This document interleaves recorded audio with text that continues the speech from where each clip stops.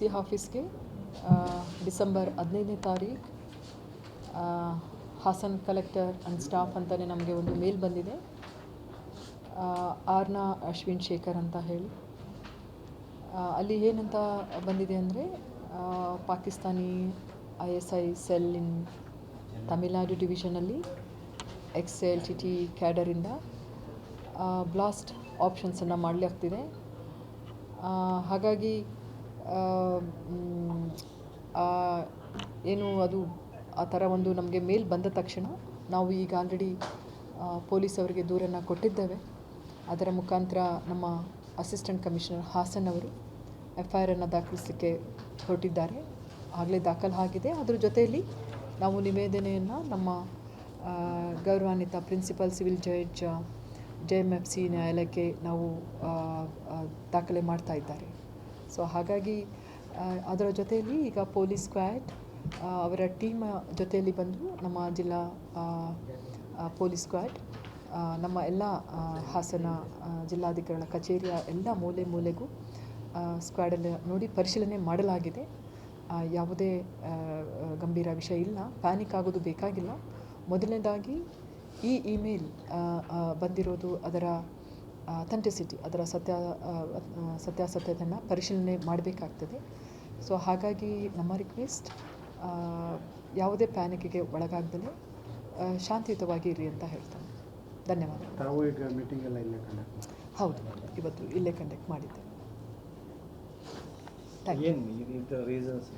ಇಲ್ಲ, ಇದು ನನಗೆ ತಿಳಿದು ಬಂದ ಮಾಹಿತಿ ಪ್ರಕಾರ ಇದೇ ರೀತಿಯಾಗಿ ಇನ್ನೂ 5 ಜಿಲ್ಲೆಗಳಲ್ಲಿಯೂ ಇದೇ ರೀತಿಯಾಗಿ ಮಾಹಿತಿ ಬಂದಿದೆ ಅಂತ ಹೇಳಿ ನಾವು ತಿಳಿದ್ವಿ. ಹಾಸನಗೆ ಬಂದಿರೋದು ಅಂತೇಳಿ ನಂತರ ತಿಳ್ಕೊಂಡ್ವಿ ಫಾಕ್ಸ್ ಅಂತ ಹೇಳಿ ಜಸ್ಟ್ ಒಂದು ಬೆದರಿಕೆ ಅಥವಾ ಒಂದು ಫೇಕಾಗಿ ಇರಬಹುದು ಅಂತ ಹೇಳಿ. ಆದರೆ ಆದಾಗ್ಯೂ ನಾವು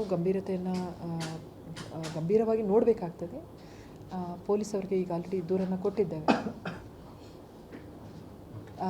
ನಾನು ಜನತೆಯಲ್ಲಿ ಕೋರೋದು, ದಯವಿಟ್ಟು ಗಾಬರಿಗೆ ಒಳಗಾಗಬೇಡಿ. ಅಲ್ಲದೆ ಇದು ಇಲ್ಲಿ ಏನು ಸಮಯ ಮತ್ತು ಯಾವುದೇ ಇದನ್ನು ಅವರು ತಿಳಿಸಿಲ್ಲ. ಬಟ್ ಜಿಲ್ಲಾಧಿಕಾರಿಗಳ ಕಚೇರಿಯಲ್ಲಿ 5 ಬಾಂಬ್ಗಳನ್ನು ಶೀಘ್ರದಲ್ಲಿ ಸ್ಫೋಟಿಸಲಾಗುವುದು ಅಂತ ಹೇಳಿ ಒಂದು ಮೇಲ್ ಕನ್ನಡದಲ್ಲಿ ಇದೆ. ಅದು ಮೇ ಬಿ ಇದು DMK 2026 ತಮಿಳುನಾಡು ಎಲೆಕ್ಷನ್ನ ಇದನ್ನು ಚುನಾವಣೆಗೆ ಗಮನವನ್ನು ಬೇರೆಡೆ ಸೆಳೆಯಲು ಈ ರೀತಿ ಮಾಡಲಾಗ್ತಿದೆ ಅಂತ ಹೇಳಿ. ಬಟ್ ಎನ್ಕ್ವೈರಿ ಆಗಲಿ, ಒಂದು ತನಿಖೆ ಆದಮೇಲೆ ನಮಗೆ ಸತ್ಯ ಗೊತ್ತಾಗುತ್ತೆ.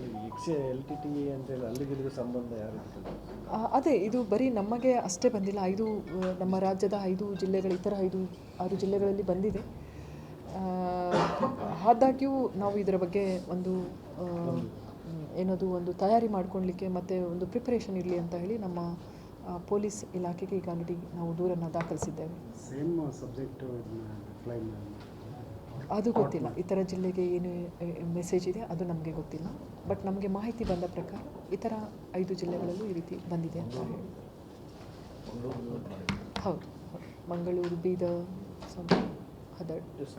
ಮೇಲಧಿಕಾರಿಗಳು ಪೊಲೀಸರ ಜೊತೆ ಹೌದು, ಅವರು ಟೀಮೇ ಬಂದಿದ್ವಿ. ಅವರ ಜೊತೆಯಲ್ಲಿ ಇಂಟರಾಕ್ಷನ್ ಆಗಿದೆ. ದೆನ್ ಅವರ ತಮ್ಮ ಎಂಟೈರ್ ಸ್ಕ್ವಾಡ್ ಟೀಮ್, ಆ್ಯಂಟಿ ಬ್ಯಾಮ್ ಸ್ಕ್ವಾಡ್ ಅವರ ಜೊತೆಯಲ್ಲಿ ಬಂದು ನಮ್ಮ ಎಲ್ಲ ಮೂಲೆಯಲ್ಲಿ ನಮ್ಮ ಜಿಲ್ಲಾಧಿಕಾರಿಗಳ ಕಚೇರಿಯಲ್ಲಿ ಅವರನ್ನು ಪರಿಶೀಲನೆ ಮಾಡಿ ಮತ್ತು ಮೊದಲು ವೆಕೇಟ್ ಮಾಡಿಸಿದ್ರು.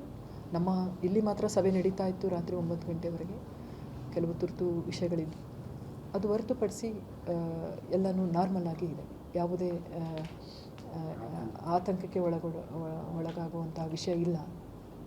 ಧನ್ಯವಾದಗಳು. ಇದು ಇಲ್ಲಿ ಟೈಮ್ ನೋಡಿದ್ರೆ ಮಧ್ಯರಾತ್ರಿ 12:50 ಅಂತ ತೋರಿಸುತ್ತೆ. ಆದರೆ ನಮಗೆ ಸಿಕ್ಕಿದ್ದು ಬೆಳಗ್ಗೆ 12 ಅದು 1 ಗಂಟೆ ಆ ಸಮಯದಲ್ಲಿ.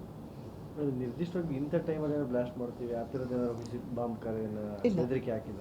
ಇಲ್ಲ, ಆ ರೀತಿಯಾಗಿ ಯಾವುದೇ ಮಾಹಿತಿ ಇಲ್ಲ. ಒಟ್ಟಾರೆಯಾಗಿ ನಾವು ಬಾಂಬ್ ಹೌದು ಶೀಘ್ರ. Okay, thank you.